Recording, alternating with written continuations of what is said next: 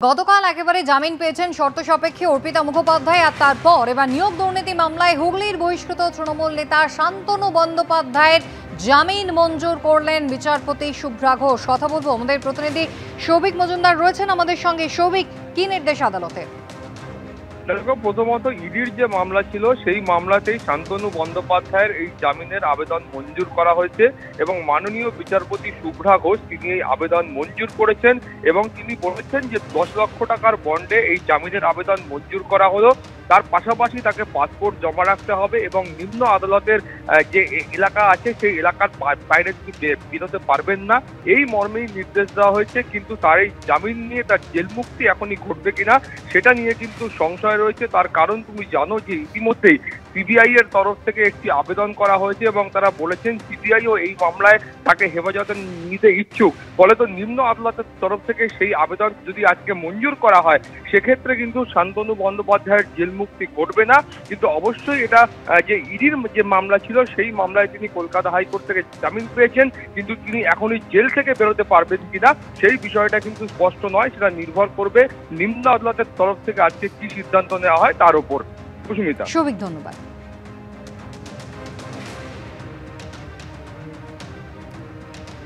এদিকে চিটফান্ড কাণ্ডের তদন্তে ইতিমধ্যেই তৎপর কেন্দ্রীয় তদন্তকারী সংস্থা এনফোর্সমেন্ট ডাইরেক্টরেট। আজ কলকাতা এবং শহরতলির একাধিক জায়গায় অভিযান চালালেন তারা। নিউ আলিপুরে প্রয়াগ গোষ্ঠীর ফ্ল্যাটে ইডির তল্লাশি, জোকাতেও এনফোর্সমেন্ট ডাইরেক্টরেটের অভিযান। আগে সিবিআইর হাতে গ্রেফতার হয়েছিলেন প্রয়াগ গোষ্ঠীর কর্ণধার বাসুদেব বাগচি এবং তার ছেলে। প্রয়াগ গোষ্ঠীর বিরুদ্ধে আর্থিক তছরূপ, আমানতকারীদের টাকা নয়ছয় সহ একাধিক আর্থিক দুর্নীতির অভিযোগ রয়েছে। কলকাতা এবং শহরতলির একাধিক জায়গায় যেখানে ইতিমধ্যেই চিটফান্ড কাণ্ডের তদন্তে আজ সকাল থেকে ইডির আধিকারিকরা পৌঁছে গিয়েছেন। নিউ আলিপুর থেকে শুরু করে জোকা এমনকি পাটুলি বিভিন্ন জায়গায় যেখানে প্রয়াগ গোষ্ঠীর ফ্ল্যাট রয়েছে, অফিস রয়েছে, এমনকি রেস্তোরাঁ, সেই সমস্ত জায়গাতে কিন্তু ইতিমধ্যেই এনফোর্সমেন্ট ডাইরেক্টরেটের আধিকারিকরা তল্লাশি চালাচ্ছেন।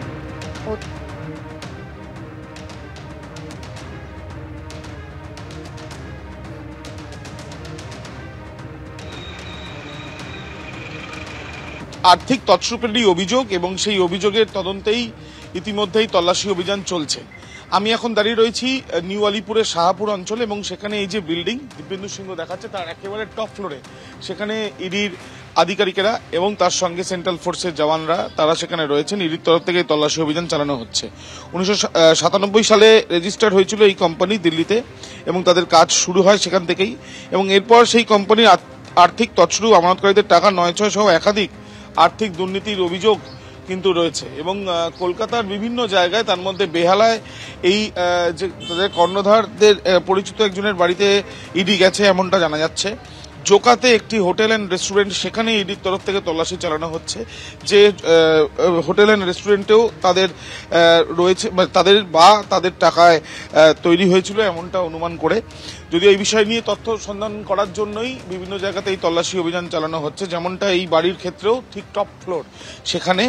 এবং এই যে কোম্পানির তরফ থেকে যেটা জানা যাচ্ছে যে সিবিআই এর আগে এই কোম্পানির যারা কর্ণধার তাদেরকে কিন্তু সিবিআই হেফাজতে নিয়েছিল এবং এই তদন্ত তাদের তরফ থেকেও করা হয়েছিল এবং এবার ইডির তরফ থেকে চিটফান্ড মামলায় নতুন করে দেখা যাচ্ছে যে তৎপরতা এবং প্রয়াগ এই যে চিটফান্ড সেই চিটফান্ডের টাকা কোথায় কোথায় গিয়েছে, আমানতকারীদের টাকা যেটা তছরূপ হয়েছে বা নয়ছয় করা হয়েছে বলে অভিযোগ উঠেছিল সেই অভিযোগের যে তদন্ত সেই তদন্তেই ঠিক কোথায় কোথায় টাকা পাঠানো হয়েছিল বা টাকা কোথায় গেল সেই বিষয়গুলো নিশ্চিতভাবে জানার জন্যই এই তল্লাশি অভিযান চলছে বলে ইডি সূত্র থেকে জানা যাচ্ছে।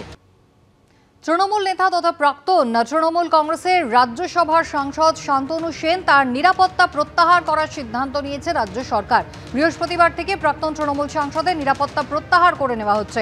কথা বলবো সন্দীপ সরকার, আমাদের প্রতিনিধি রয়েছেন আমাদের সঙ্গে। সন্দীপ, কি কারণে এই নিরাপত্তা প্রত্যাহার করা হচ্ছে, কি জানা যাচ্ছে? দেখো, কি কারণে শান্তনু সেনের নিরাপত্তা প্রত্যাহার করা হলো তার কোনো নির্দিষ্ট করে কোনো কারণ জানা যায়নি। গত বৃহস্পতিবার থেকে তার যে দুজন পিএসও তাদেরকে সরিয়ে নেওয়া হয়েছে। 2018 সালে সাংসদ হওয়ার পর থেকে শান্তনু সেন যখন তিনি রাজ্যসভায় তৃণমূল কংগ্রেস সাংসদ হন তারপর থেকেই তিনি এই ব্যক্তিগত সশস্ত্র নিরাপত্তা রক্ষী পেয়ে আসছেন। 2018 পর থেকে 2024 টানা 6 বছর এই নিরাপত্তা তিনি পেয়েছেন। আচমকাই বৃহস্পতিবার সেই নিরাপত্তা প্রত্যাহারের সিদ্ধান্ত নেওয়া হয় এবং এই মুহূর্তে কোনো সশস্ত্র দেহরক্ষী তরফ তার এ বিষয়ে শান্তনু সেন মুখ খুলতে চাননি। তার বক্তব্য যে এ বিষয়ে তিনি কোনো রকম মন্তব্য করবেন না। তবে তিনি যেটা জানিয়েছেন যে সম্প্রতি তাকে মাস তিনেক আগে তাকে হুমকি ফোন আসে তার কাছে একটি, তারও কয়েক মাস আগে একবার তার বাড়িতে ইট ছোড়ার মতো ঘটনা ঘটে, তারও কয়েক মাস আগে একবার তার গাড়িতে হামলার ঘটনা ঘটে। ফলে নিরাপত্তাজনিত সমস্যা, নিরাপত্তাজনিত অভাব তিনি বোধ করেছেন অতীতে, এবং যখন তিনি হুমকি ফোন পেয়েছিলেন মাস তিনেক আগে সেটা থানাতেও তিনি জানিয়েছিলেন। তারপরে এই নিরাপত্তা রক্ষী তার যে সশস্ত্র তিনি পেতেন রাজ্যের তরফ থেকে সেটা প্রত্যাহার কেন তার কোনো কারণ তিনি জানেন না বলে জানিয়েছেন এবং এ বিষয়ে তিনি কোনো রকম মন্তব্য করতে চান না। দুজন সশস্ত্র নিরাপত্তা রক্ষী তিনি পেয়ে আসছিলেন 2018 সাল থেকে। সন্দীপ, ধন্যবাদ।